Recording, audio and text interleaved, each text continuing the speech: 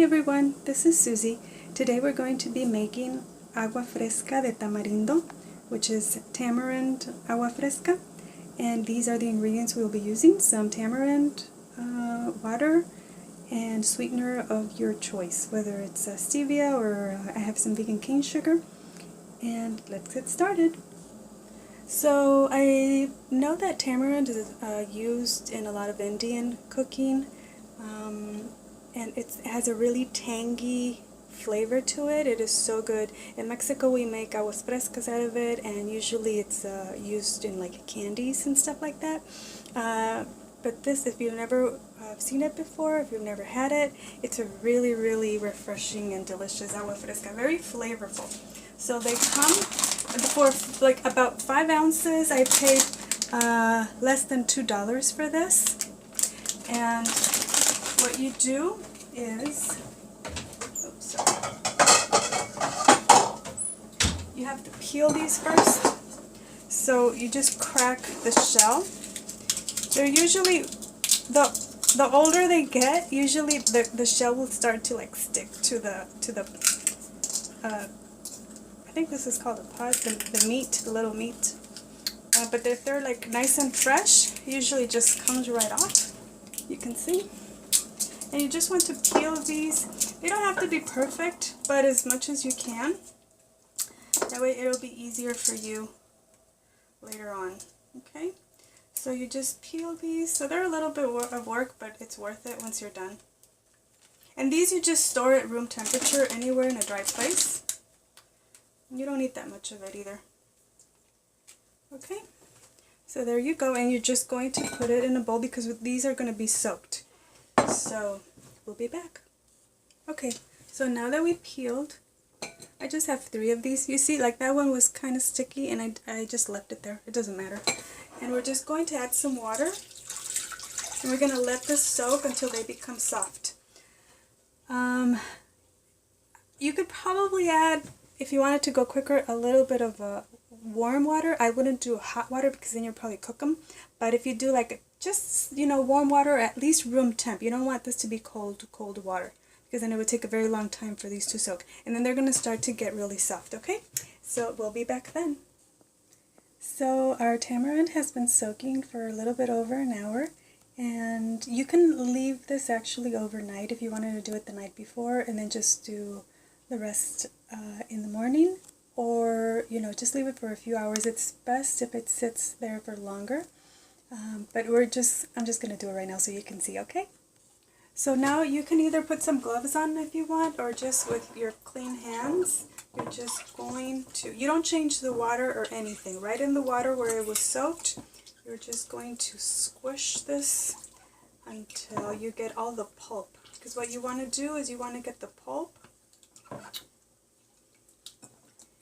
And they have like little seeds inside if you've never seen these before. And it starts to get like really muddy. So it looks like a really muddy water. It doesn't look good, but it tastes good. You've probably seen these in Mexican restaurants. So the muddy water that you see, Agua de Tamarindo, that's what it is. And it is so good. It's really tangy and flavorful. It's amazing. Okay. So that's what you do, okay? So you want these to be without any pulp, and these are the little seeds, okay? So now what you can do, you can either do 2 things. You can either go in and take out all the seeds and everything with your hands and just put that aside and use the water, or you can strain it. I wouldn't use a very fine strainer because you do want the pulp in the tamarind. So you don't want this to be super strained. So we might try this one and see how this works. Usually I just go in with my hand. Oh, this one works. Nice.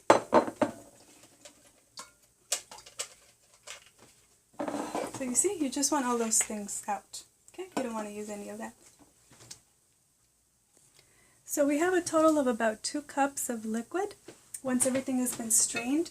And now you can add your sugar. So the good thing about this is that you don't have to blend anything. It's just, this is it. You would just add your sugar. Like I said, you can add stevia or whatever sweetener you guys like. And I'm just doing a small batch just so that you guys can give it a try and see if you like it. Which I think you will. This is so good. And if you think it needs any more water, you can just add some more water. So I'm just going to taste it and see. Okay, so I added about a total of 1 tablespoon of vegan cane sugar and just a little tiny more water. This is, like I say, according to your taste, depending on how much tamarind flavor you want in your water. That is up to you.